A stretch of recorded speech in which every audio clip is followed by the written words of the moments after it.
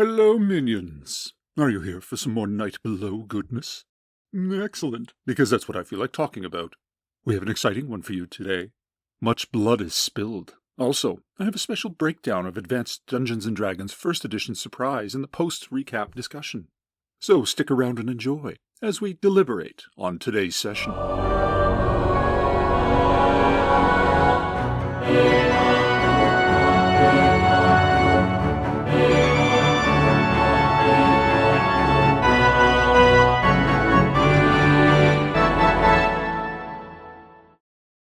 As always, the action is recreated using the Order of the Stick Monster for Every Season cutout minis. The players: Claude as Dub, Neutral Good Dwarven Thief, level 8. Grant as Rotkill, Neutral Good Dwarven Fighter, level 7. Ron as Valletta, Chaotic Good Human Cleric of Tymora, level 7.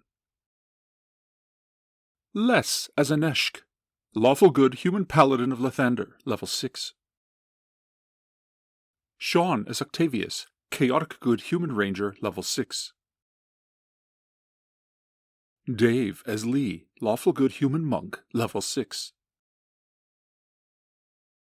NPC Retainers and Henchmen: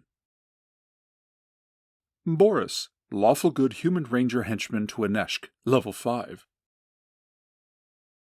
Tyranno, Lawful Good Human Magic User Henchman to Aneshk, level 3. Kelflin, Chaotic Good Half-Elf Fighter Cleric of Tymora, Henchman to Valletta. Plus a bunch of 0 levels and a Sergeant-at-Arms whose names still elude me because I don't care. Really, once you start caring about the peons, the endless list of menial demands never ends. Please remember my name. Please feed us. We're starving. Where's my insulin? But you're not here for them. So, on with the recap. We pick up where the previous session left off. As they plan to pursue the ogres into the Thornwood, they spy 2 figures on the northern horizon. And thus, our fine convention of the contrived character entrance sees the arrival of Valletta and his henchman, half-elf fighter cleric Kelflin. After getting Valletta up to speed, they form up to confront the ogres. Leaving a retainer to guard the wagon, they plunge into the Thornwood on foot. The DM uses the pursuit table from the Dungeon Master's Guide, ruling that 3 successful evasions will mean tracking is required, which is slower and will allow the ogres to gain distance. The ogres have a 70% chance of evading. The first roll succeeds, but the second roll is a 71, so the group catches them as they are resting. Boris and Lee sneak forward, successfully moving quietly and remaining unseen. They see the ogres bickering and tired after 2 hours of pursuit. Then the monk and ranger withdraw to report. The group readies up. Valletta casts silence on a rock so they can approach without alerting them. Given the thickness of the wood, coupled with the silence spell, the team can surprise on 1 to 4 on a d6. The DM rolls to see if the ogres are surprised, and the d6 turns up a 4, the best possible result indicating 4 segments of surprise. The ogres are disorganized and cluster together haphazardly. As well, the human prisoners are among them, trussed up and in rough shape. The team launches their attack. Dub and Kelflin move into position to hold and wait to offer support. Lee, Aneshk, and the 6 archers launch volleys at the cluster of ogres who are far enough away from the human prisoners so as not to hit any innocents, while Octavius, Rotkill, and Boris charge in, hoping to maximize their damage before the ogres catch their bearing. The ogres are led by a rather noticeably large specimen, and they hope to take him down as quickly as possible. The sneak attack is utterly devastating, and the volleys of arrows coupled with the charging rangers and dwarf prove most effective indeed.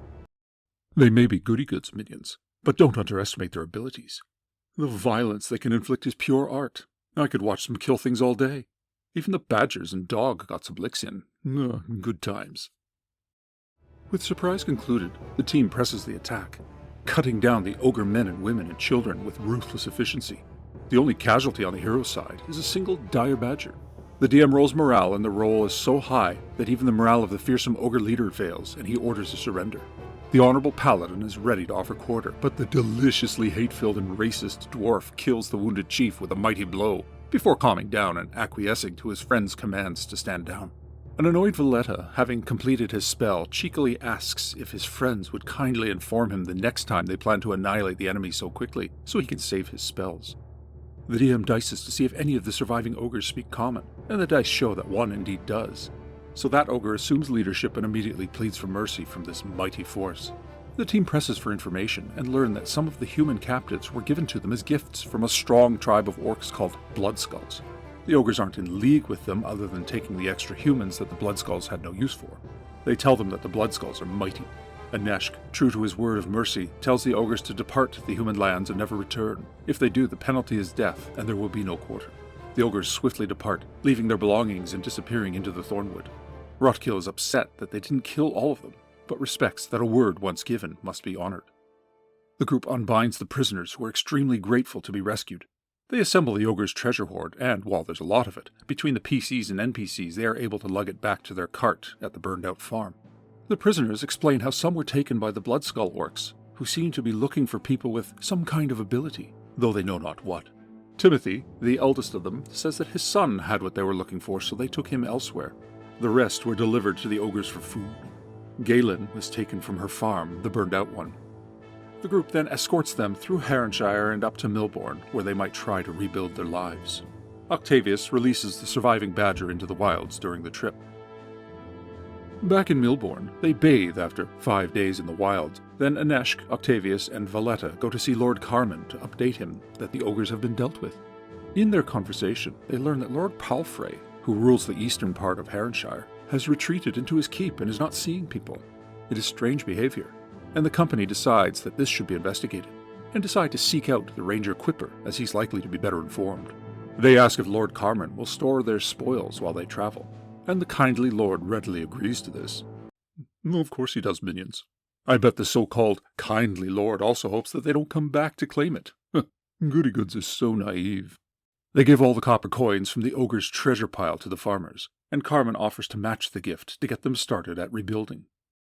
That's over 1,000 coppers to the grateful peasants, a paltry sum to beings such as we, minions. But to a zero-level peasant, that's a prince's ransom indeed. Finished in Milbourne, the group heads out to find Quipper's farm by way of the Churnet. Travel is uneventful, though at one point Octavius's dog snarls, and there's a splash in the water, though they see nothing. Dub, who has learned what he could of the area before coming, mentions that it might be Old Bitey, a giant eel that swims the length of the Churnet. They opt to keep an eye out and not go too deep into the water as a precaution. Prior to arriving at Quipper's farm, they find an array of tents near a rocky outcropping. They make contact with some militia who have been posted there, and learn that they have been assigned to guard the entrance to the underground tunnels. It is mentioned that while the tunnels are fairly narrow, it was decided to block them with a boulder and keep watch just in case. The militia captain tells the group that Quipper is ranging and they don't know when he'll be back, but they can camp by the river near his farm if they wish. They ask the militia to inform Quipper that they are heading to parley with Palfrey, and Quipper can find them there. They do ultimately opt to stop in at Quipper's farm en route just to make sure. Spying activity at the farm, they find a barrel-chested beast of a man tending to the land and make contact with Maxim. The group, having advanced information, know of Maxim by reputation. Reactions are favorable. I mean, with a paladin's 18 charisma, even my eyes sparkle a little. Oh, wait, that might just be the gems. In any case, Maxim tells them the same, that Quipper is ranging and will return within the week. The team moves on. The plan is to follow the Churnet to Thurmaster, and from there up to Palfrey's Keep. Overnight, south of the Hardlow Woods, they spot a bright aura of light on the horizon. A green glow miles away, which they surmise to be the Gleaming Glade. Back in Milbourne, old Grizzler had told them that whatever was happening in Heronshire seemed to be enhancing the Glade's aura. The group resolves to investigate once they've made contact with Palfrey. The next day, a random encounter occurs, and Octavius spots a rattlesnake on a rock some 20 feet away. Lee approaches and speaks with it, using his monk ability to keep it docile and communicate with it. He asks about strange humanoids or deep caves, but the snake knows nothing other than its own lair and dens of potential food. The group moves on. Closing in on the redwood, they see 3 figures with mules in the distance. They approach. 3 merchants on the road who are skittish at first, but upon seeing Aneshk's symbol of Lathander are relieved and converse with the group. They learn that Palfrey has withdrawn his forces and holed up because a group of mercenaries he brought in to deal with the giants of the Schreichenmeier instead took over the town and area. They are apparently well armed and equipped, some 24 men. The wizard Tauster has locked himself up in his tower, and they likely won't dare mess with a wizard. But Palfrey is protecting himself, leaving the town to rot. 3 men took their mules and what wares they could and departed for greener pastures. They warn the group that while their force might be enough, these men weren't common rabble but killers. The group thanks them for the warning and continues on. At the Redwood, they decide to go around instead of through, as the rugged terrain isn't practical with a wagon. On day 2 of going around the Redwood, which also happens to be the first of Kythorn, 1358 by Dell reckoning. Why do I keep mentioning the date? Why indeed, minions? Why indeed? A voice calls out to them. A face familiar only to Octavius emerges from the woods, and none other than the Ranger Quipper himself. A result of a random encounter no less, where the chart indicates the appearance of one of the NPC rangers. The dice gods, it seems, want things to happen. Quipper tells them that he's been exploring the Redwood as he suspects another possible entrance to the underground tunnels. He knows of the Mercs and Thurmaster, but there are too many and they are too well equipped for him to act. But with the group, he might have a better chance. He agrees to accompany them to Count Palfrey to sue for armed support. The group in turn promises their aid to search the Redwood once the ruffians are dealt with. In discussing their battle with the ogres of the South Thornwood, Quipper shows aggravation at their decision to spare the lives of half the tribe. Anesh states that he's sworn to offer mercy even to the Merciless, and Quipper says that he too took such an oath and offers mercy in the form of a quick death, no suffering, but he doesn't let threats to the people just walk away. Nonetheless, Quipper doesn't push the point with the Paladin, as there is still respect for his beliefs and ways, though he tells the Paladin straight up that he will not let non-human enemies of Heronshire just walk away in the future. The team arrives at Palfrey's Keep late the next day, and the session concludes.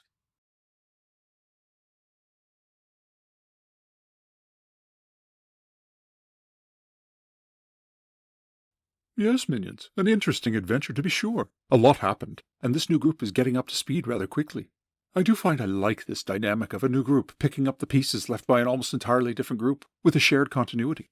It makes the world feel like a living, breathing reality. All the encounters that have thus far come up are the escalation of unexplored events. The Gleaming Glade is growing. Mercs called in because the giants weren't dealt with, but their roll for alignment revealed evil, and it was decided that they simply took over the town. Something fun for the heroes to contend with on top of the standard Night Below scenarios. Now that the group is involved with Heronshire, the mystery can continue to unfold through these new events. The Ogre tribe wasn't a part of the module directly, rather the result of a random encounter the previous team had had, which established a tribe of ogres in the region. And, ogres being ogres, they were naturally attacking the puny human farmsteads. On the topic of the ogre battle, I'd like to do a little deep dive into how that played out. I feel this naturally occurring combat serves as a wonderful example of demonstrating surprise resolution in first edition combat, albeit with some slight house ruling on the DM's part. I am hoping to create a multi-part series on advanced Dungeons & Dragons combat, so think of this as a little primer. First off, the group had created a situation wherein they achieved surprise. Due to magic spells and cover, the DM ruled that surprise was 1 to 4 on a d6, a hefty bonus for sure, but not out of line with similar abilities, say, from elves. Once the surprise range is determined, a d6 is rolled, with the number rolled indicating how many segments of surprise exist. Normally, a 1 and 2 on a d6 is the surprise range, but in this case, because there were advancements, it was, as I said, 1 and 4. A 4 was rolled on the d6, which is the best possible result here, indicating 4 segments of surprise. Dexterous characters can eliminate segments of surprise against them equal to their reaction adjustment modifier. No ogres had dexterity adjustments, so there was no modifier. I should tell you, minions, that while the DMG gives no guidance on this front, the DM here treats the surprise roll and the dexterity reduction as separate. Some DMs blend them and use the dexterity modifier to reduce surprise chances. But it is actually cleaner to determine whether surprise exists first, and only if there is surprise, then do you find the dexterity reductions. The Dungeon Master's Guide states that the surprised side, or most surprised side in the case that both sides are surprised, loses initiative. The DM here simply rules that this translates to a default 1 on the die roll, but making sure there is a number to refer to, as if initiative had been diced. This also translates well for highly dexterous characters who are able to eliminate surprise segments. Even if they completely negate surprise segments, they will, as a bare minimum, lose initiative for being surprised. Now, once the number of segments was found, the team launched their attacks. Lee, Anesh, and the 6 archers declared missile, and because they were readied for missile combat, this allows for a tripled rate of fire for the round, as they had the ammunition ready to go. I should note, minions, that this rule has been a bone of contention for many players and DMs who feel that the tripled rate of fire applies for each segment. This is obviously absurd. A segment is a 6-second span of time. A bow with a rate of fire of 2 per round would then launch 6 per segment under this rule. Melee attacks do gain 1 round's worth of normal actions per segment of surprise, but this does not translate to missile or spells. They must operate under different rules or the system falls apart. Instead, one's missile rate of fire triples for the entire round. So the bowman goes from 2 to 6 shots in the first round, and the DM here rules that bows and thrown weapons may shoot 1 shot per segment, with any balance of attacks carrying forth into the normal combat round, while crossbows and slings may shoot once per 2 segments, likewise with any balance of attacks carrying over into the combat round. If a group of shooters gains surprise, but doesn't have their weapons and ammo ready to launch an attack, they simply retain their normal rate of fire for the round, but can use the surprise to get those shots off. With missile fire declared, next Octavius, Rotkill, and Boris declare that they are charging into combat, while Dub and Kelton opt to simply move around to reposition. Octavius also orders the dog and 2 badgers to attack, so they are part of the charge. And finally, Valletta the Cleric elects to cast Prayer, which has a 6-segment casting time. For advanced Dungeons & Dragons combat, you don't normally need to go segment by segment, but since this is a surprise, you want to break down the beats until the normal round begins. Initiative is diced by the players, and they score a 1. As mentioned previously, the ogres automatically lose with a 1, so once surprise is finished, actions will follow the rules for simultaneous initiative rolls. It should also be pointed out that the DM here also folds surprise into the first round of combat, rather than treating them as separate entities. This small adjustment actually makes the rules flow better, so one can't help but wonder if that was the intent at some point. Ignore the DMG example of combat minions. It's absolute trash. With declarations made and initiative determined, the round begins. In Segment 1, Dub moves across the field. You find your per-segment movement rate by dividing your normal movement rate by 10. Here, because Dub won't be engaging, the DM just lets him move his full surprise distance as his position won't be a factor in resolving it. Lee, Aneshk, and the archers loose their first shots, concentrating fire on one target. The ogre is peppered with arrows and killed. The rangers and dwarf charge. Adding 1/3 to their movement for an outdoor charge means they move 12 and 8 squares per segment respectively, but none arrive at their targets. Bowman and Aneshka loose second arrows, peppering various ogres, but not killing any. Lee has a crossbow, so he's reloading. The charging rangers arrive. Octavius misses, but Boris connects and kills his target. Rangers add their level to their damage rolls against ogres. Very crunchy indeed. The dwarf is just short of reach, but he will arrive in the 3rd segment. Lee shoots the second of 3 shots, while Aneshka and the bowmen fire their 3rd of 6. Rotkill arrives for his charge and deals a blow to an ogre. Octavius is now in his 2nd segment of engagement, thus allowing him 2 attacks as he's a specialist and surprise segments for melee fighters are treated as 1 full melee round per segment. Boris and Octavius kill 2 more ogres thanks to their ranger bonuses. Rotkill has 2 attacks per round normally, so since his charge was completed in the previous segment, he is now engaged in melee and attacks, killing an ogre that had just been injured by bowfire. Lee reloads.